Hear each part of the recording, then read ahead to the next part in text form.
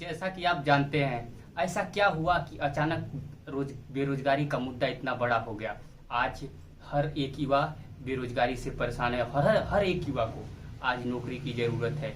लेकिन जैसा कि आप हम सब जानते हैं, एक दिन ऐसा हुआ करता था, मोदी जी से बात कर रहे हैं। एक दिन ऐसा हुआ था कि हम 2014 और 2019 के मैं खुद फेसबुक और व्हाट्सएप पर एक मोदी जी का अपने प्रधानमंत्री का प्रचार करता था, इसलिए कि हमें उम्मीद थी उनसे कि ये हमारे देश के भविष्य हैं और पहले पसंद थी युवाओं को। ऐसा क्या हुआ कि 6 साल के आपके जुमले सुनते सुनते हर एक स्टूडेंट में एक आग धधक उठी और उस आग का नतीजा आज ये है कि हर एक युवा आपसे बस यही सवाल करता है, रोजगार रोजगार रोजगार। लेकिन ये कब तक आपकी इस जुमलों को सुनने का हमें मिलेगा। लेकिन आज इसी पर बात करना चाहेंगे। आज देश के हर उस कोचिंग संस्थानों, हर एक स्टूडेंट से आप पूछिए तो बस यही कहता है कि नौकरियां तो आती नहीं, आता है तो सिर्फ तारीख पे तारीख। वो रेलवे की वैकेंसी हो, एनटीपीसी की वैकेंसी हो, अदर वैकेंसियां हो, उन्हें मिलता है तो हमें सिर्फ तारीख। वो तारीख जिसे या फिर सरकार कहती है या फिर रेलवे मंत्रालय कह देता है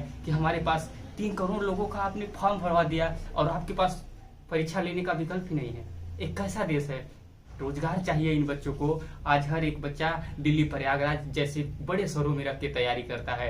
कोरोना जैसी कहर में आज हमारे देश की स्थिति, जीडीपी की स्थिति -23.9 है दोस्तों। जीडीपी की -23.9, इसको आप अनुमान लगा सकते हैं।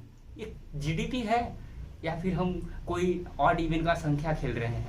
-23, इतनी बड़ी निगेटिविटी भारत में ये दर्शाता है कि किस कदर हम एक बेरोजगारी के उस दलदल में धंसते चले जा रहे हैं। और इसी के बीच हम सब ने एक नया ऐलान, हल्ला बोल सरकार के खिलाफ हल्ला बोल, उन मोदी सरकार, उन क्या कहते हैं, उन बेरोजगारों जिन्होंने हमें बेरोजगार करके रखा है, उनसे मेरा ये सवाल है कि आखिर कब तक ऐसे आप युवाओं से ऐसा करते रहेंगे। आज युवाओं के से सवाल है आपका कि आप हर चीज क्या कहते हैं, एक तरफ प्राइवेट निजीकरण करते जा रहे हैं। एक तरफ ऐसा होता था कि आप कहते थे मन की बात में आपने किया कुत्तों की बात कि डॉग मर जा रहा है, खिलौनों की बात, लेकिन बेरोजगारी का सबसे बड़ा मुद्दा आपने नहीं किया।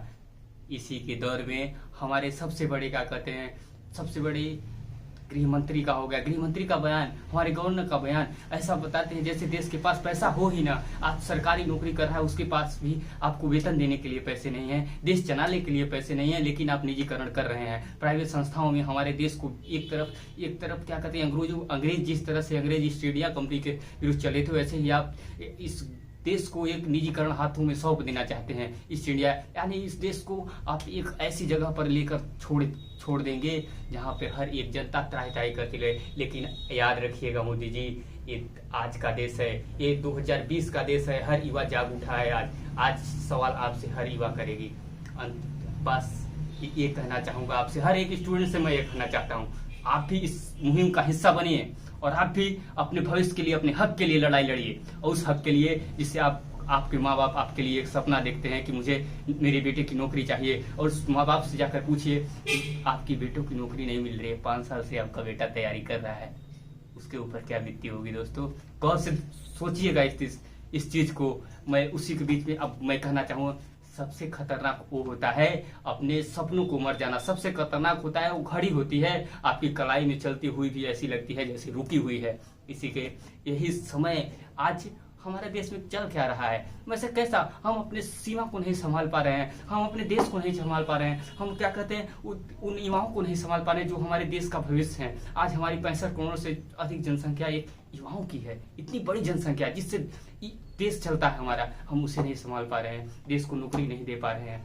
बात यही नहीं रुकती दोस्तों, बात रुकती है यहाँ पे कि आखिर ये पैसे जाते कहाँ हैं। सबसे बड़ा मुद्दा दोस्तों, ये पैसे जाते कहाँ। प्राइवेट करते पैसा गया कहाँ भाई। आरबीआई के पास गया नहीं, गया क्या विधायक खरीदने के पास आपके पैसे हैं, और नौकरी देने के लिए, रोजगार देने के लिए पैसे नहीं है आपके पास। क्या आज हर वो युवा जान गया है कि आप क्या कर रहे हैं देश के साथ। आपसे सवाल कर रहा है, आप उसका जवाब दीजिए। ऐसा थोड़ी है कि आप एसएससी का नोटिफिकेशन जारी कर दिए और रिजल्ट आ गया, नौकरी मिल गई। समय पर हमें चाहिए। आज एक चपरासी की तैयारी, हमें नौकरी लेनी है, हम 5 साल से आईएएस की तैयारी कर रहे हैं, तब भी साला हमें चपरासी की नौकरी नहीं मिल रही है। ये सिस्टम कैसा सिस्टम, ये सिस्टम आप सोचिए। सोचिए उस दौर में जब कभी होता था कि जनसंख्याएं कम और पोस्ट ज्यादा होती थी। आज जनसंख्याएं ज्यादा हैं, पोस्ट है ही नहीं। कितना बड़ा सवाल। मजाक लगता होगा ना ये बात, लेकिन ये सच है। देश के ऊपर बहुत बड़ी इस समय विपदा है। वो विपदा है बेरोजगारी से लड़ना इस देश में। वो विपदा है ये कोरोना जैसी महामारी से लड़ना। वो विपदा है आज के हर एक घर में बैठे हर एक स्टूडेंट का विपदा है कि मुझे नौकरी चाहिए। क्या करे वो बच्चा साहब? उस माँ बाप से पूछिए। एक लड़का तो हमारे पास मैसेज किया था, तो वो कह रहा था कि हमें लगता है कि हम सुसाइड कर लें। ये विकल्प नहीं है मेरे दोस्त। किसी सुसाइड कर लेना जिंदगी का सबसे बड़ा मुहिम नहीं है। दोस्तों, आज इसी के दौर में हम आपसे बात करना चाहेंगे कि हमारे देश की जो आबादी है वो लगभग 135 करोड़ है।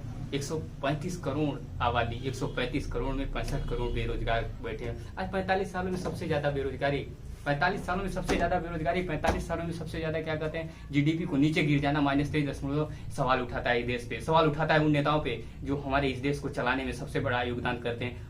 कैसे नेता है साहब? इन्हें नेता कहना ही बेकार है। सच कहो तो उनको कोई हमें शब्द ही नहीं आ रहा है, नहीं कहे क्या।